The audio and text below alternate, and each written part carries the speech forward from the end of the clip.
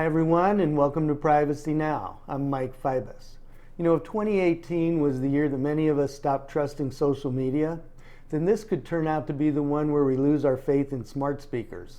This spring and summer, there was a seemingly endless string of discoveries revealing that Amazon, Google, and Apple were all listening in on recorded conversations with us, all with dubious permission. And then this fall, researchers in Germany revealed that they were able to build voice apps that stole our passwords on both Google Voice and Amazon Alexa. So just how smart is it to have a smart speaker? And will it get better or worse? To talk about this and more, we're very fortunate today to have with us Dr. Jennifer King. Jen is Director of Consumer Privacy at the Center for Internet and Society at the Stanford Law School. Jen, thank you so much for joining me. I really appreciate it. Happy to be here. So we've got a lot of ground to cover, but first tell us about the center. I'm interested to hear what it does and how it came about. Oh, sure. So we are actually 19 years old this year, but we are what I would call small but mighty. Professor Larry Lessig, who some of you may have heard of him, he began the center back in 2000, and even though he's no longer at Stanford, the center has lived on. And so we're a small group, but we focus on public policy issues and technology. So my particular beat is privacy, but I have colleagues that also look at cryptography, privacy in terms of the courts, for example, and then intermediary liability and content moderation, Section 230, all those kind of fun issues we're hearing a lot about right now. Right. So ironically, when we started becoming aware of the Facebook Cambridge Analytica scandal last year, sales of smart speakers actually more than doubled, almost tripled. And they're slower this year, but they're still growing. So just how exposed are we when we buy a smart speaker? What is our exposure? Right. I think it's probably more than people think. I won't go into the legal points because I'm not a lawyer, but I think there's some really good thinking to be done on what happens to your kind of Fourth Amendment protection for privacy when you invite one of these directly into your home, because the Fourth Amendment, traditionally protected you in your home. There's been more recent interpretations of it actually protecting, kind of the zone of privacy around your body as you go out into the world. But the fact that you're actually inviting this technology, into your house may pose some really interesting kind of conflicts with what we may expect from the law in terms of our privacy and what it means to have actually put a speaker in your house that's transmitting your private conversations potentially to Amazon or Google. I think of it this way. These products are in no way, they're beta, just the same way that they've launched products on the web for years and called them beta products where they're not quite baked, they're not quite finished, we're just continually iterating on them. It's the same with smart speakers. And so some of the things I think you referred to have been the recent reports around the fact that they are using customer service agents to listen to transcriptions of your audio, in essence, to kind of correct it, to make sure the speaker is transcribing correctly what it thinks it's transcribing, and to probably apply some level of like semantic correction. Did the speaker interpret what you meant the right way? So actually I'm an information scientist, and from that perspective, what they're doing is, if we were building one in the lab, for example, we would do the same thing. We would just pay graduate students or undergraduates to listen to snippets and transcribe them. That So may it's be what they're not as doing. if the listening part in and of itself is, I would say from people like me, it was no surprise actually that they're doing this, because in order to train these systems, you have to give the system good data. So that's the process of making sure the data you're collecting is actually working the way you think it should do. The surprise was the fact that they didn't disclose this. Right. And I don't believe any of the companies really did disclose this at all. I've spent some time focusing on this area. I've looked at the privacy policies, which generally are extremely opaque. They're very indefinite about defining what they collect. And the last time I did a round of looking at them, which was before these particular scandals broke, I don't recall seeing any mention saying that your transcriptions, your audio may actually be listened to by other human beings. So So that's concerning because at least you should be given the ability to opt in or opt out to that. If you don't want humans listening to your audio, you should be able to say, I don't want humans listening to my audio.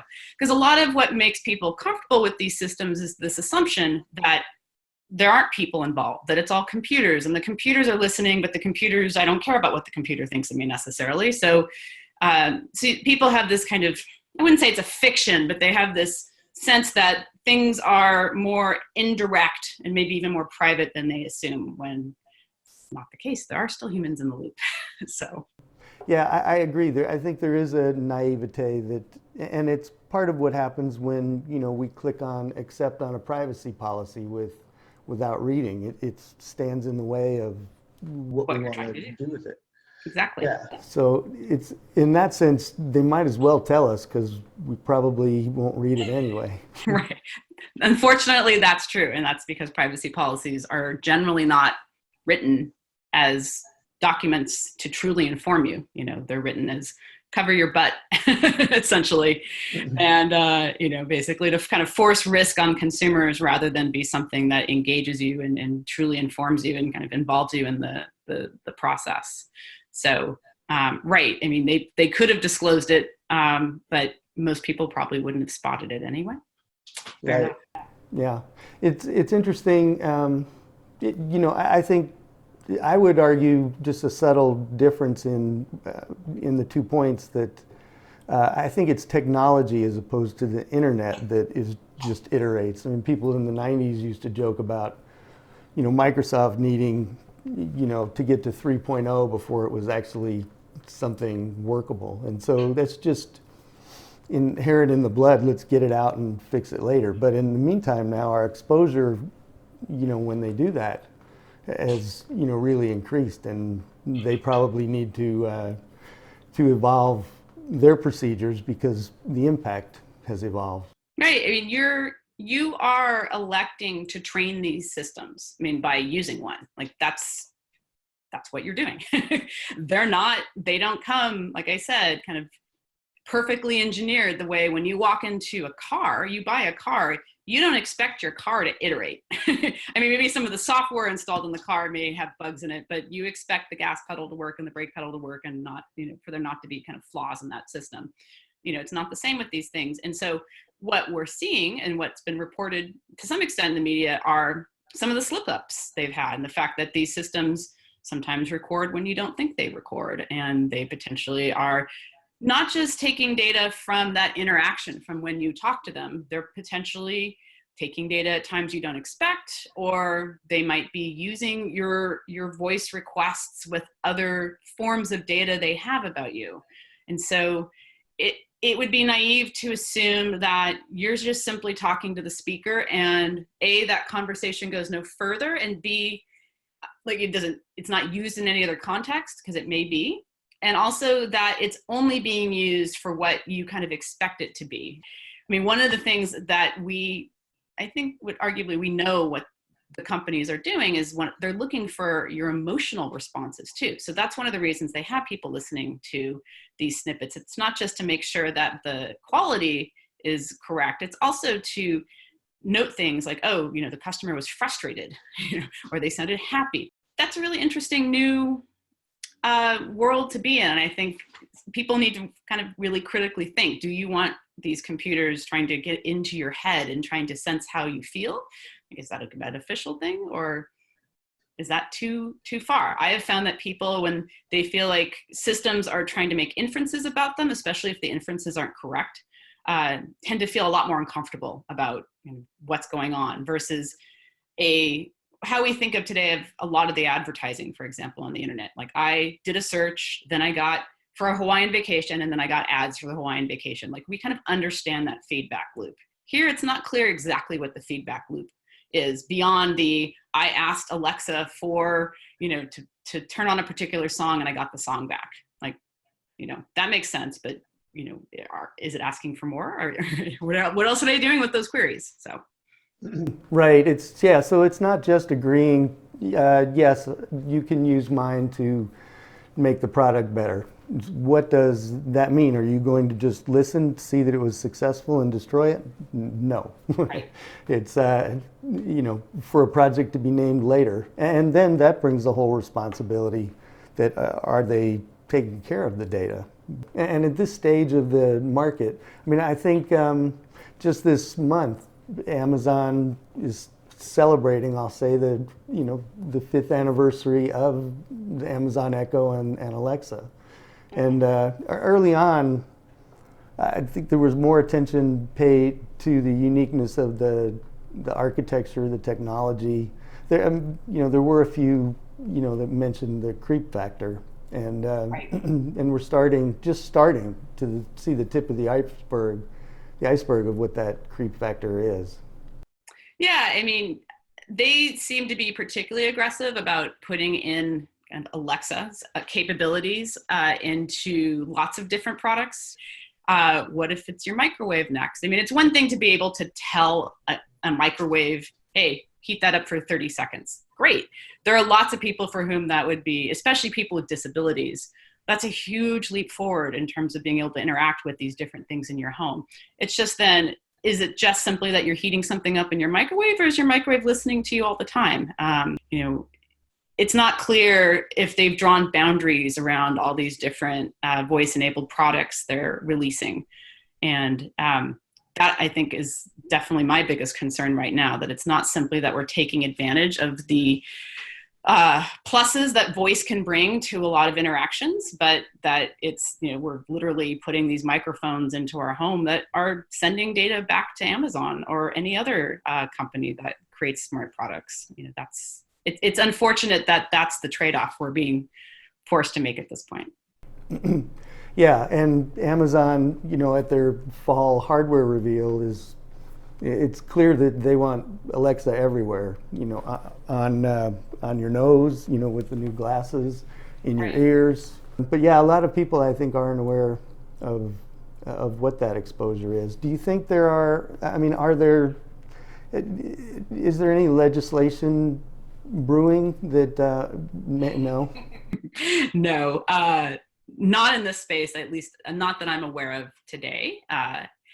I fear that voice as a form of interaction is going to get a bad rap because of the way it's being implemented right now. And you can imagine, if you have a voice-activated refrigerator or a voice-activated microwave, being able to turn it on or off. Like, that feature should be something that you have a choice to employ. If you want it to act without using the internet, for example, or not. Also something that, it seems as if everybody designs these products assuming that you want to be part of this whole system. And, there are legitimate reasons, especially the fact that you're buying it, let alone, this isn't a free service where there's this, implicit understanding that you're trading in your data. You're buying this hardware. So, why can't you have an off switch? Why can't you turn things off? Why can't you decide to operate it without an internet connection? That's what I fear, is that we're being kind of forced into these spaces without any way of saying no. Yeah, that's a real good point. You're right on the, on putting local intelligence there. It, in many ways, would work better. I mean, a lot of times you say, Alexa, turn off the light, and it's 1001, 1002. Okay, she heard me, and Yeah. that's because it's going up to the cloud, interpreting and coming back down. And for many of those things, that's unnecessary. Right. It could just be processed locally. There's no reason to send it off to process that request. Exactly.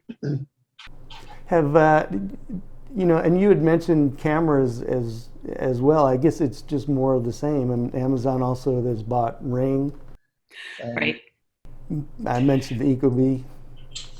Yeah. I mean, and there's some really interesting issues around those products right now, in terms of there's some controversy around the terms of service when you use something like a Ring, and the footage that it's collecting, and the fact that if you're only using something, let's just assume for the minute, you're only using something that's filming outside of your home. We'll ignore all the internal security cameras that people are often now putting inside their homes, where that footage also goes to the cloud. But with Ring in particular, there's this assumption that if it's pointing outward, out of your home, that it's everything it picks up is public. And there's been in some areas pressure from local law enforcement to get people to sign up for Ring, to share their data with local law enforcement. It's actually not even clear to me if in some cases Ring has kind of set a standard of just saying, oh, well, it's public data, right? Because it's filming outside. And so if law enforcement wants it, we're just going to give it to them, rather than kind of potentially putting people through, or putting law enforcement through due process. Yeah, in fact, it's more than that. Amazon and Ring are actually selling that to police as a feature. Right. Yes. Get them to promote it.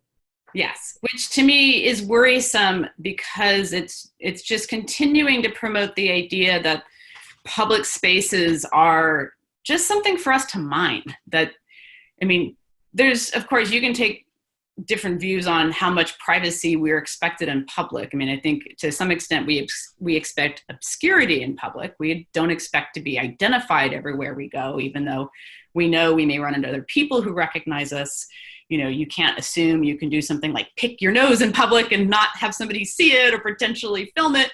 But most of us assume that walking down the street or being in our own neighborhoods, that we're not going to be kind of filmed in every dimension, and that footage is going to go somewhere. I mean, I've done a fair amount of work researching public video surveillance, and people just assume, much like our mental models around it really have been shaped by the last 20, 30 years of the use of video surveillance cameras, which is we assume nobody's looking at them.